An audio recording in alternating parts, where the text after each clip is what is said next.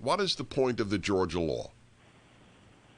No, they simply made some reforms to fix some of the vulnerabilities in the system. And probably the best example is that, look, Georgia's had a voter ID law in place since the 2008 presidential election for in-person voting.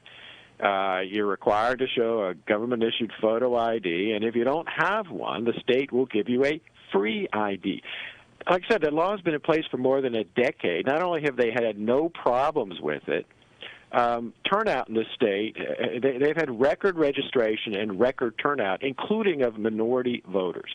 So what did they do in the election reform bill? They simply extended the voter ID requirement to absentee ballots. And you can take care of this by providing a photocopy of the same kind of ID, or if you have a Georgia driver's license or voter ID card, you can fill in the serial number. And if you don't have any of that, you can simply provide them with a photocopy of a utility bill, bank statement, paycheck, or other government document with their name and address on it.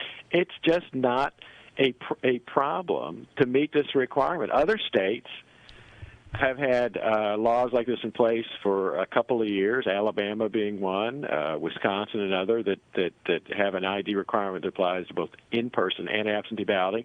They've had no problems. There's no evidence that a single person anywhere was unable to vote because of that requirement. That is Joe Biden's version of Jim Crow, supposedly. Do you know, I'm saying this to my listeners, do you, my listeners, know that they never give an example? Joe Biden did not give an example. They never do. They charge conservatives and Republicans with horrible things, but never give an example of it. Everyone. No, that's right. Okay, go on.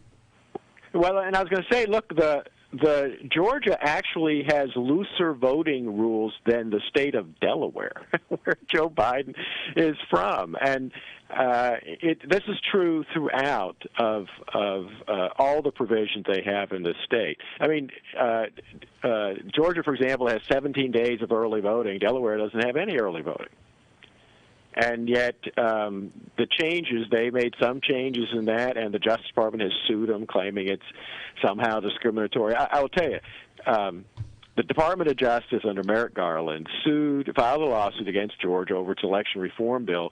It also is an absurd lawsuit. I've read through it. All right, hold on. I want to hear about that. Merrick Garland, supposedly the moderate.